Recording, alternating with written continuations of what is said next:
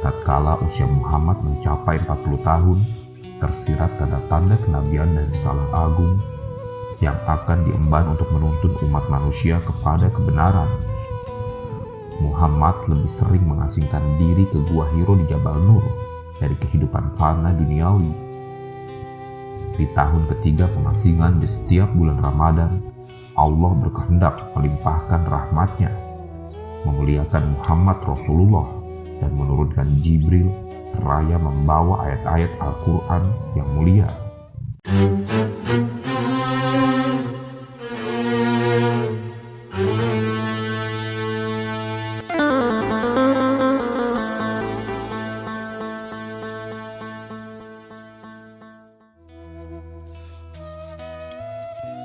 Rasulullah semakin membentangkan jarak pemikiran antara beliau dengan kaumnya. Sesuatu yang paling disukai Muhammad adalah mengasingkan diri.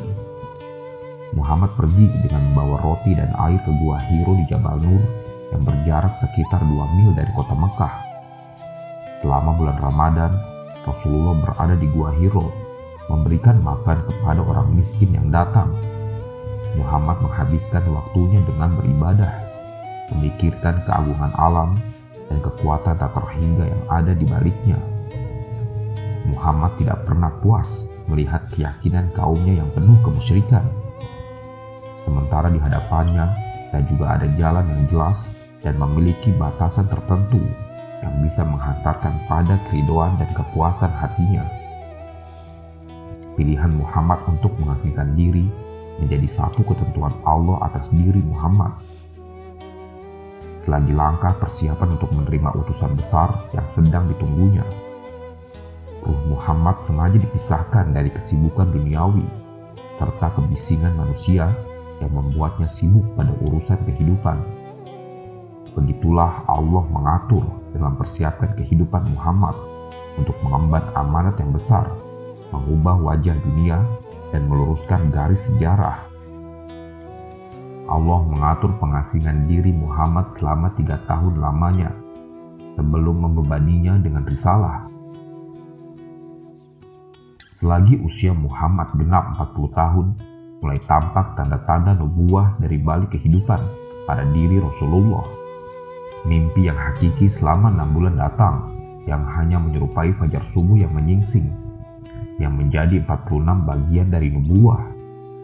Dan akhirnya, selama 3 tahun pengasingan di Gua Hiro, Senin malam 21 di bulan Ramadan, Allah berkehendak melimpahkan rahmatnya kepada penghuni bumi, memuliakan Muhammad dengan nubuah, dan menurunkan Jibril kepada beliau seraya membawa ayat-ayat Al-Quran yang mulia.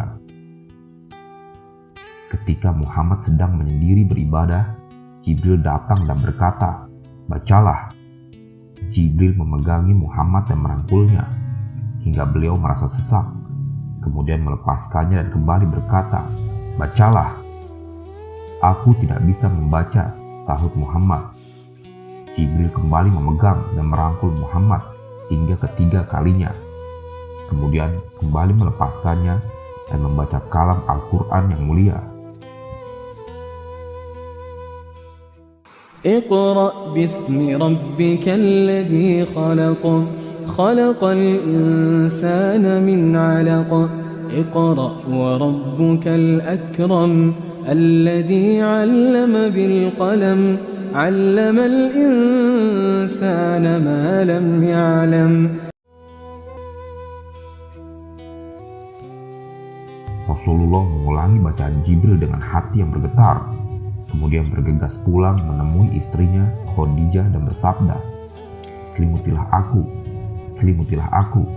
Maka Rasulullah diselimuti hingga badannya tak lagi menggigil, layaknya terserang demam. Muhammad menceritakan segala yang dialaminya kepada Khadijah. Kemudian Khadijah membawa Rasulullah menemui saudaranya Waraqah, seorang Nasrani di zaman jahiliyah yang menulis buku dan Injil dalam bahasa Ibrani.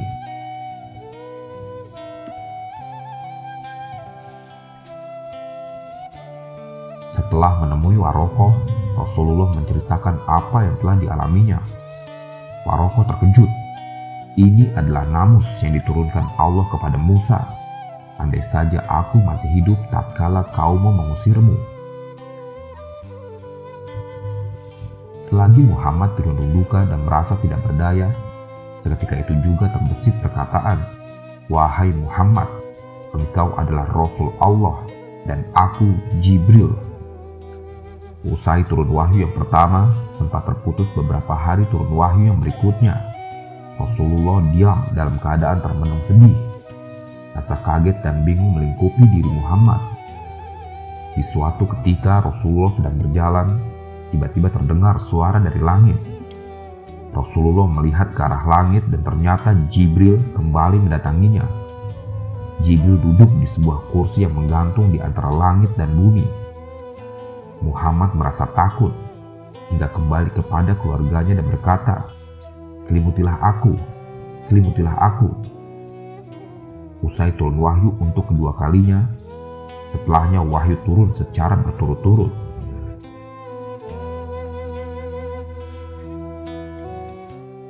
Ya